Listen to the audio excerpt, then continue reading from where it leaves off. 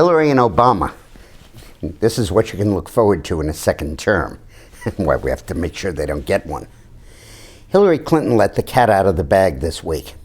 She gave a speech at the global initiative of her husband's, where she said that the elites, the rich of the world, do not pay their fair share of taxes, and that they should pay it, and she called for global tax reform to make sure that they do pay their fair share of taxes.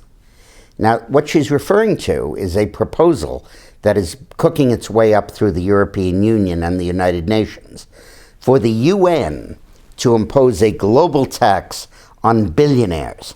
Now, it may go down to millionaires, but it's at least billionaires in its proposal. And there's something like 153 of them in the world, and something like 40 of them are in the United States.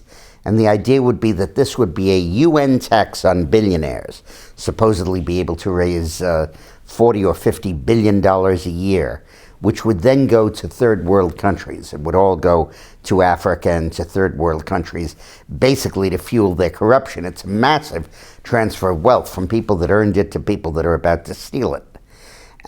But the key concern I have, and my wife Eileen has, is this is the beginning of the new Obama second-term move to give the United Nations the power to tax the United States and give them the power to force us to give foreign aid by taking our money.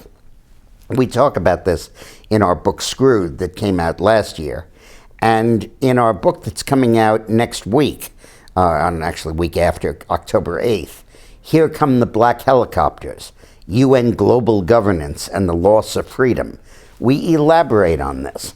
One of the things we talk about is the European plan to tax American planes that fly to Europe, commercial airliners, the billionaires tax, the law of the sea treaty that would permit the United Nations to tax offshore oil rigs set up and owned by American companies, and the Rio Conference, where they set up the idea that the developed nations should basically bribe the less developed nations with foreign aid in return for their mitigating climate change, not cutting down rainforests and stuff.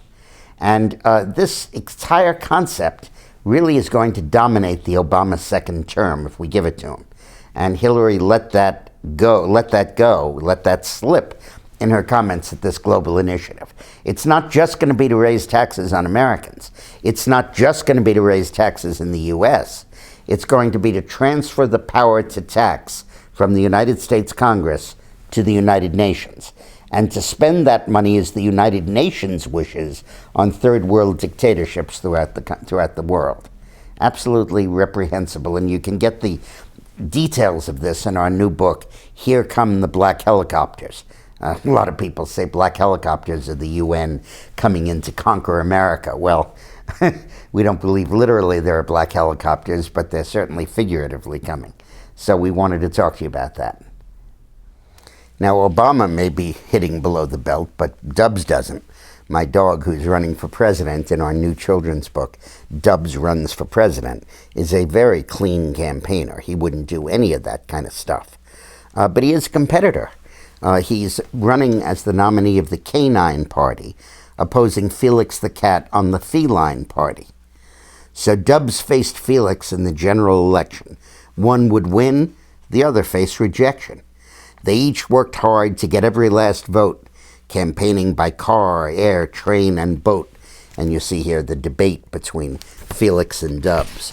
And then Dubs was out every day, sun or rain, traveling around our country in his own private train. And every time that train came to a stop, Dubs gave a speech and came out on top. So the purpose of this book is to entertain, but also so your kids and your grandkids can follow the political process and understand what's going on, as seen through the eyes of Dubs, my lovely dog. Thank you.